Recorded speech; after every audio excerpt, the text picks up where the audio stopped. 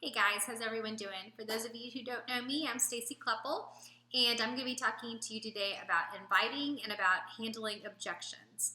So some of this kind of goes back to our vital behavior of the power of threes. If you've been a coach for any length of time, you've heard of this and you know what that is. Every day we should be adding new people to our network. We should be starting new conversations. We should be inviting people, and we need to be following up. So that's in essence what we do every single day. So I'm going to talk real briefly about the first two, and I'm going to spend a little bit more time with the second. The first thing we do is adding friends to our network. You're probably doing this more often than you think. We do this in person a lot. Your kid starts a new soccer team, or you're in a new Bible study. Just take note of the people that you're meeting. Just start relationships with people. Really start to enjoy just engaging with them. You can do that in person. You can do it online. You can think about friends that you haven't reached out to a while and just make a simple reach to them. And keep in mind that this is not, at this point at all, about Beachbody. This is simply about expanding your network and making connections with people. That may lead to Beachbody later. It may not. For me, this has just been a blessing in my life, and I've really enjoyed being able to reconnect with people and to connect to people that I never would have outside of Beachbody. And even if it doesn't get to Beachbody, it's still been a blessing, and you can bless others in other ways as well. But what I will say is that many times, especially if you've been consistent with your social media, those people will come back to you and they will say, hey, nice to hear from you. I see that you've been doing this and that. It looks like you've been doing really great. I've actually been thinking about joining you. You'll hear that a lot when you start reaching out to people. Okay, so let's get into the second two. When we talk about inviting and following up and continuing in these conversations with people, the first and foremost thing that people need to see in you is trust. They need to be able to trust that what you're doing is working. They need to be able to trust that what you're telling them is true. They need to be able to trust that you actually care about them and that you're going to be able to see them through. When you can establish that trust with people, and when you can establish a common bond with people, that it's really going to help people know that what you have is something that they can benefit from. So when we talk about establishing a connection with people and really being able to relate to them, think about what led you to Beachbody. What was it that helped you? Where were you before you were doing fitness, before you were doing nutrition, before you were with this group of people? What were you doing? Were you low on energy? Were you low on self-esteem? Did you have bad eating habits? What was it that you were sitting there and having, we call it a pain point? What were you sitting there wishing that was different? And then you can talk to people about how it's changed for you. And when you can meet them in that particular pain point, no matter what it is, you can show them that you really are able to overcome it and what it looks like on the other side. So let's say, I used to be really low on energy. I used to get winded when I used to go up the stairs in my own house. And now that I've been able to do a lot of fitness and I'm eating a lot better and I've got nutrition from my Daily Dense nutritional shake, all of that together has helped me to be so healthy that I don't feel like that anymore. And now I have longer dance parties with my kids in the living room. This is true. This is exactly how it goes in my family. And this is something that a struggling mom can see.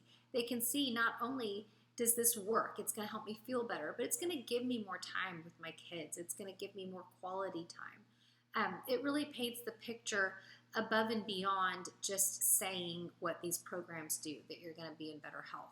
What does that really mean to somebody, that they're going to be in better health? Being able to paint that picture of what health looks like in your family and meeting them there is going to be very important. So when you're inviting someone, keep it short and sweet, but if you can, make those connections. So if you see that you have a mom that's really busy, you can say, hey, so-and-so, I know you're really busy with so-and-so, and one of the things that I've found is this real effective workout, and it's short and sweet. Would you like to join me? Something like that.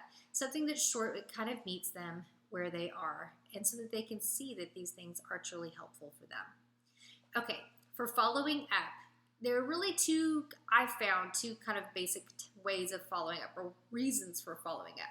One, people just get busy. I mean, how many times do you have an email come in or you have a text message and you want to get back to that person, but life happens and it just falls off and then you don't?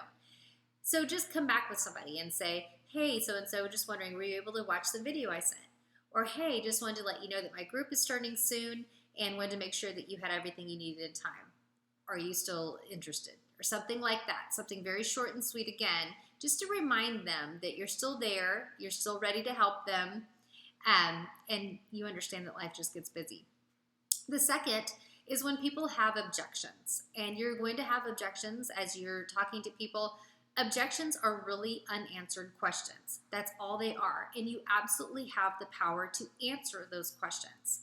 A lot of times objections are based on saying that they don't have the money, they don't have the time, or they're not sure it'll work.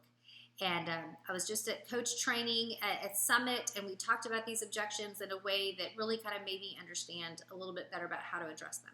When someone says they don't have money, sometimes there's a struggle going on in their life, and they just really don't. But many times when people say that they don't have the money for something, it's because they don't see the value in it.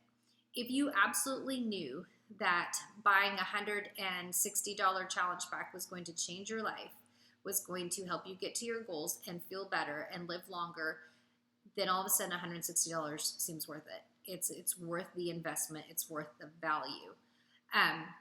When you're talking about Shakeology, if all people know is Slim Fast or some shake they've tried in the past that didn't really help them, didn't do anything for them, they don't see the value. They don't see why that would be worth their investment. So again, if you can show them how something has helped you, not just an ingredient list or what you've heard it might do, if you can actually show people what something is doing for you and show them that value, that's going to help that objection. The second thing is time. People say, I don't have time for that. What that really means is they're not making time for themselves. They're not making themselves a priority. Moms are, goodness gracious, I mean, we do this all the time. We have our kids, and we've got to take care of them. We've got our husbands. We've got people we've got to take care of. We've got commitments and things going on, and we end up on the bottom of the list, and sometimes we don't make the list. And so when you can show people that this takes 30 minutes a day and that 30-minute investment is going to give them more energy for the rest of the day and help them be more productive, then you can help them see they do have the time. Not only do they have the time, they need that to have the time. So those are the type of things that you can address. When people say they're not sure it's going to work, most of the time what they're saying is they're not sure they can do it. A lot of our products and programs are pretty tried and true, but when they say that they're not sure it's going to work, maybe they've tried a program before. Maybe they bought DVDs on the internet and they've gotten dusty. Maybe they have a gym membership or a treadmill in their bedroom and it's not getting used. So this is where you come in as a coach. When you say, this is the value of our online groups. Without them, I also wouldn't be able to do it. I also wouldn't stay committed. I wouldn't have the motivation. I wouldn't have the tools to know how to work these things. When you can show people exactly what the value is, they're going to be able to overcome some of those objectives. So, objections. So, another thing that's really important, we like to talk as women in general, I think as coaches too, we're excited about what we have. But what we really want to do is focus on that person. You want to hear their story. So if somebody reaches out to you, say you do a call to action post and someone comes back and they say they're interested, then say, I'm so glad you're interested. What led you to reaching out to me? I'd love to hear your story. People love to tell their story, and that helps us as coaches to know how best to help them. So in their story, when they start describing their pain points that led them to reaching out to you, then you can better explain to them how you can help them. So hearing their story and really listening to them is key. It's so hard sometimes as women. We just want to fix everything and give them the solution, but you've got to slow down and you've got to listen to exactly where they are, so that you can meet them and be the best coach to them that you can be. One more thing you're going to need to know is how to track all of this. When you're adding people and having conversations and inviting and following up, you need to have some way of being able to track who it is you're talking to. So whether this be in a binder on paper, whether you've got an Excel spreadsheet, I've just recently started using Teamzy. Don't feel like you have to buy a program. I do enjoy Teamzy, but I have loved my little Excel spreadsheet too. But just make sure that you have a way of tracking, because it's real easy, especially as your business grows, to start seeing that people are getting left off and that you're missing out on conversations and the opportunity to help people. So now it's time to put it in action. So here's your assignment today. I want you to do your power of threes, and I want you to comment done. I want you to tell us if you have had objections, if there's something that we can help you with. And I also want you to go back to those pain points that I mentioned. I want you to make a list of the things that were painful to you before you started Beachbody. Maybe you were a stay-at-home mom that felt unconnected to the rest of the grown-up world. Maybe you struggled with being able to find time to work out. Maybe you had horrible eating habits. Whatever the pain points were that you had, I want you to make a list, and I want you to think about what Beachbody has done for those and how you've been able to overcome them and what they look like on the other side. So do your power of threes, make your list of pain points. You can share them with us if you want, and just ask us any questions that you have. I'll talk to you soon. Bye.